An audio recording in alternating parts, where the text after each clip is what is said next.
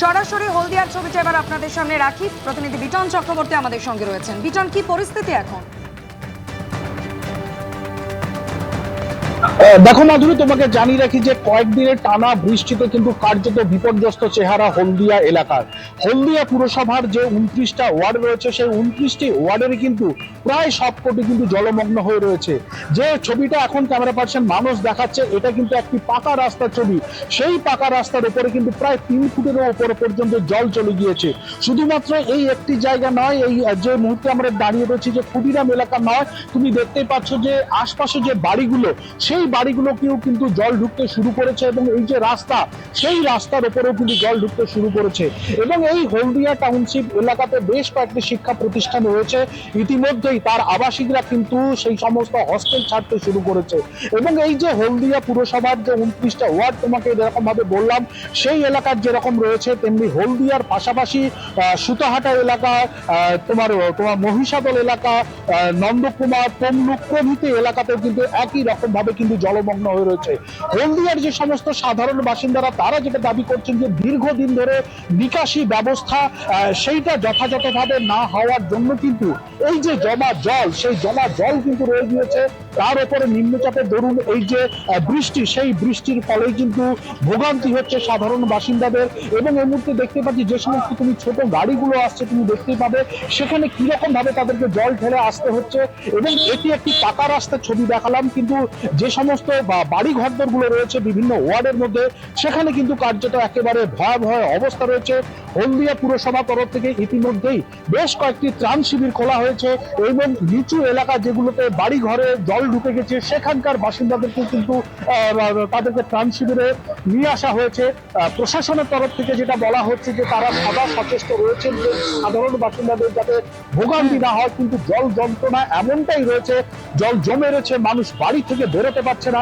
ইতিমধ্যে civil defence একদমই Vuitton, জনজীবন বিপর্যস্ত এবং ইতিমধ্যেই পুরসভার তরফ থেকে একাধিক পদক্ষেপ নেওয়া হয়েছে। অবশ্যই সেদিকেও আমাদের নজর থাকবে।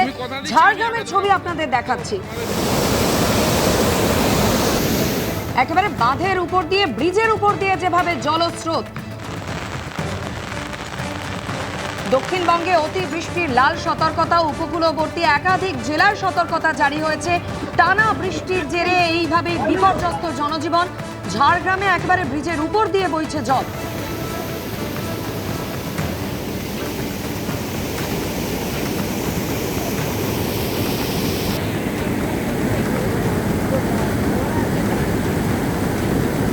আর এবার একবার সরাসরি আপনাদের নিয়ে যাই ডায়মন্ড হারবারে। সেখান থেকে রয়েছেন প্রতিনিধি গৌতম মণ্ডল। গৌতম, কিছুক্ষণ আগে বেলা 12টায় একটি সরকারি প্রাথমিক বিদ্যালয়ের ছবি আমরা দেখছিলাম, যেখানে গোটা স্কুল একেবারে জলের তলায়। এই মুহূর্তে ডায়মন্ড হারবারের বিভিন্ন জায়গায় কি পরিস্থিতি, সরকারের তরফ থেকে এখনো পর্যন্ত প্রশাসনের তরফ থেকে কি কি ব্যবস্থা নেওয়া হয়েছে? একদম, দেখো মাধুরী, আমি এখন আছি ডায়মন্ড হারবারে। এই যে পরিস্থিতি তৈরি হয়েছে গত 12 তারিখ থেকে কিন্তু দক্ষিণ 24 পরগনা জুড়ে নাগাড়ে বৃষ্টি চলছে। ভারী এবং অতি ভারী বৃষ্টি হচ্ছে। তার সঙ্গে ছিল অমাবস্যার কটাল। সেই অমাবস্যার কটালের জেরে দক্ষিণ 24 পরগনার সুন্দরবন এলাকায় বিপর্যস্ত হয়েছে বেশি। সেখানে যে সমস্ত বেহাল নদী এবং সমুদ্র বাঁধ ছিল, সেগুলো উপচে উপকূলে জল ঢুকতে শুরু করেছে, বিশেষ করে গোবর্ধনপুরে।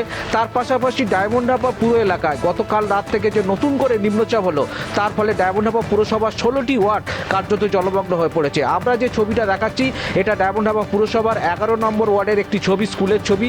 এখানে হাই স্কুল আছে এবং একটি প্রাথমিক বিদ্যালয় একই ক্যাম্পাসের মধ্যে। একদম পুরোপুরি হাঁটু সমান জল। এই জলমগ্ন হওয়ার ঘটনা এটা নতুন নয়। অল্প বৃষ্টি হলে স্কুলটি জলমগ্ন হয়ে পড়ে এবং আজকে দেখা যাচ্ছে মিড ডে মিলের যে সরঞ্জাম, সেগুলো কার্যত জলের উপরে ভাসছে।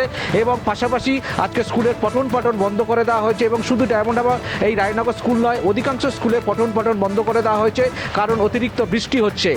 সব মিলিয়ে বলা যেতে পারে প্রশাসনের পক্ষ থেকে ইতিমধ্যে সিভিল ডিফেন্সের কর্মীরা কাজ করছে বকখালি এবং গঙ্গাসাগরে। সেখানে সমুদ্র স্থানের উপরে কড়া নজরদারি চালানো হচ্ছে। এবং পাশাপাশি সুন্দরবন এলাকায় বিশেষ করে সেচ দপ্তরের ওপর নির্দেশ দেওয়া হয়েছে, যাতে কোনো রকম কোনো বাঁধ উঠছে বা কোনো বেহাল বাঁধ যাতে আরও নতুন করে সেখানে আরও না ক্ষয়ক্ষতি হয়, সেগুলো ড্যামেজ হয়, সেগুলোর উপর লক্ষ্য রাখা হচ্ছে। জেলা প্রশাসনের পাশাপাশি মহকুমা প্রশাসন বা ব্লক প্রশাসন প্রচুর টান মজুত করেছে বলা যেতে পারে। এইবারে অমাবস্যার কোটাল এবং এই যে লাগাতার নিম্নচাপের বৃষ্টি এবং সেটা গত 5 থেকে 7 দিন ধরে হচ্ছে এবং তার পাশাপাশি যেটা বলা যেতে পারে এখন ইলিশ ধরার মরশুম চলছে। এই যে সুন্দরবনের এই যে মৎস্যজীবীরা বিভিন্ন ঘাট থেকে নামখানা, কাকদ্বীপ, রায়দিঘি, পাথর প্রতিমা থেকে তারা ইলিশ ধরার জন্য রওনা দিয়েছিল, তারা কার্যত ঘাটে ফিরে এসছে।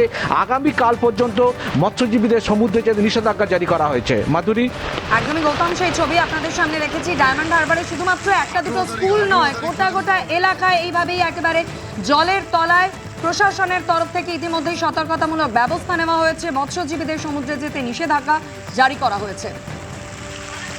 জেলার পাশাপাশি আরও একবার শহর কলকাতার ছবিটা দেখিয়ে দিয়ে আপনাদের। মুক্তারামবাবু স্ট্রিট, উত্তর কলকাতার গুরুত্বপূর্ণ রাস্তা। কিছুক্ষণ আগে আমাদের প্রতিনিধি আবির দত্ত দেখাচ্ছিলেন কিভাবে হাঁটু জল, সেখানেও যানবাহনের গতি অত্যন্ত শ্লথ। আরও একবার কথা বলে নেব আবিরের সঙ্গে। আবির, এই পরিস্থিতিতে কলকাতা পুরসভার তরফ থেকে কি কি ব্যবস্থা নেওয়া হয়েছে বলে এখনো পর্যন্ত জানা যাচ্ছে? দেখো, চোখেই দেখা যাচ্ছিল যে সেন্ট্রাল এভিনিউর ওপরে দুটি পাম্প ব্যবস্থা করা হয়েছে এবং দুটি বড় গাড়ি, যেখান থেকে এই যে জমা জল সেটাকে পাম্পের মাধ্যমে সেই গাড়ির যে ট্যাঙ্ক রয়েছে সেই ট্যাঙ্কের মধ্যে, অর্থাৎ গাড়ির ওপরে যে একটি বড় ট্যাঙ্কের জায়গা রয়েছে সেখানে জলটা জমিয়ে অন্য জায়গায় নিয়ে যাওয়ার কাজ তারা করছেন। কিন্তু সেন্ট্রাল এভিনিউর ওপরে যেখানে আমরা দাঁড়িয়ে আছি, মুক্তারাম বাবু স্ট্রিট, তার পাশেই সেন্ট্রাল এভিনিউ, তুমি জানো, সেখানে ট্রাম লাইন রয়েছে এবং সেখানে গাড়ি চলছে এবং সেখানে কোনো রকমভাবে দেখা যাচ্ছে যে জল জমেনি। এখানটায় আমরা দেখছি যে যেখানে আমরা দাঁড়িয়ে আছি এই মুক্তারাম বাবু স্ট্রিট সেন্ট্রাল এভিনিউর থেকে ঠিক পাশেই যে রাস্তা, সেটা সেন্ট্রাল এভিনিউ থেকে অপেক্ষাকৃত নিচু রাস্তা। এখানে কিন্তু জল জমেছে। অন্যান্য ক্ষেত্রেও দেখা যায় যে বৃষ্টি পড়লে, টানা বৃষ্টি পড়লে সেই ক্ষেত্রে এই সমস্যা এখানে আছে।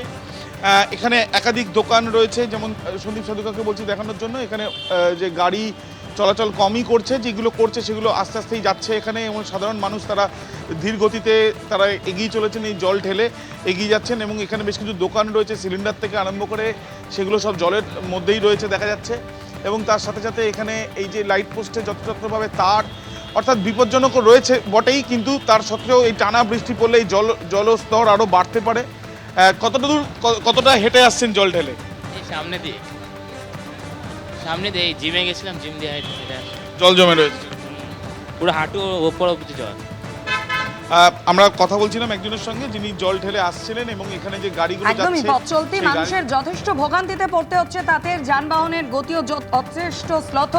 এবিপি আনন্দ, এগিয়ে থাকে, এগিয়ে রাখে।